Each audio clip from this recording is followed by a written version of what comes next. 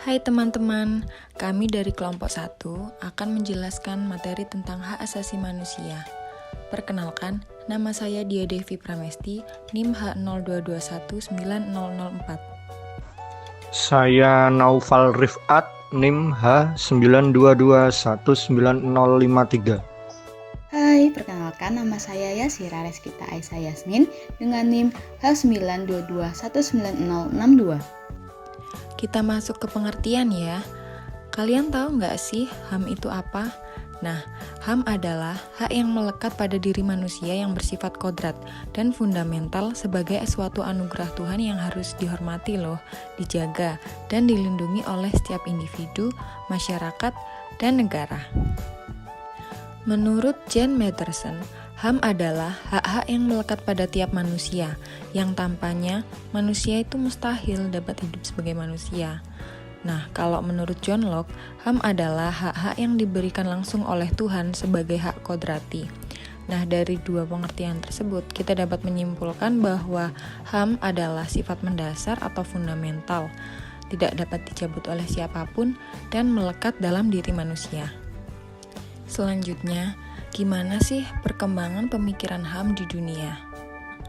Diawali dari hukum alam, kemudian lahirlah Magna Carta pada tahun 1915, dan lahir teori kontrak sosial. Kemudian ada The American Declaration of Independence, lalu ada The French Declaration pada tahun 1789,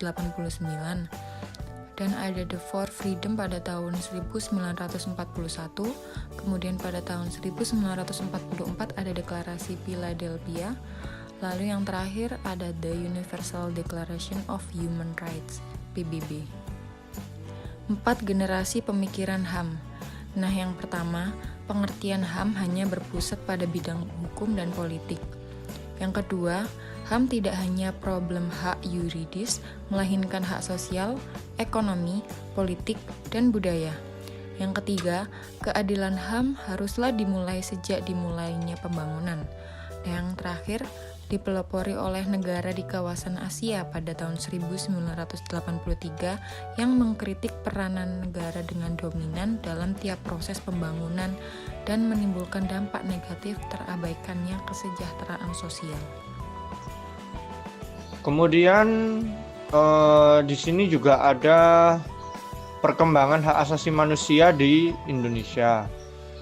Perkembangan hak asasi manusia di Indonesia itu dibagi dalam 2 era, yaitu era sebelum kemerdekaan tepatnya pada tahun 1908 hingga 1945, yaitu lahirnya Budi Utomo. Kemudian adanya kesadaran berserikat dan mengeluarkan pendapat. Kemudian yang kedua, pasca kemerdekaan, yaitu pada tahun 1945 hingga sekarang. Jadi di era kemerdekaan itu atau pasca kemerdekaan itu dibagi menjadi beberapa periode, yaitu pada saat periode 1945 hingga 1950 itu ada hak untuk merdeka, hak berserikat, hak menyampaikan pendapat. Kemudian dilanjut pada periode 1950 hingga 1959, yaitu periode demokrasi parlementer. Kemudian yang ketiga ada periode 1959 hingga 1966, yaitu demokrasi terpimpin di mana banyak terjadi sikap restriktif atau pembatasan yang ketat oleh kekuasaan.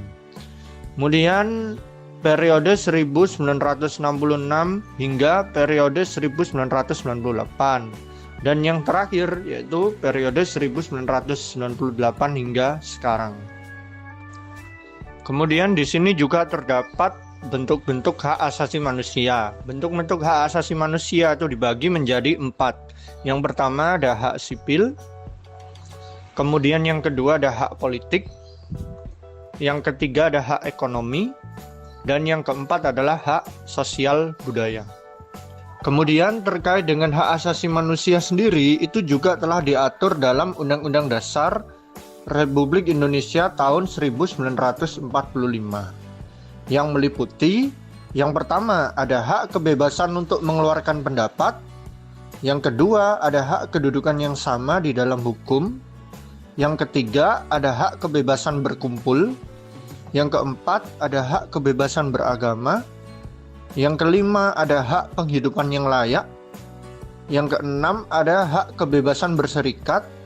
Dan yang ketujuh, ada hak memperoleh pengajaran dan pendidikan. Nilai-nilai HAM, partikular dan universal. Yang pertama ada teori realitas, di mana fakta adanya egoisme dalam diri manusia. Yang kedua ada teori relativitas kultural, di mana bahwa nilai moral dan budaya bersifat partikular.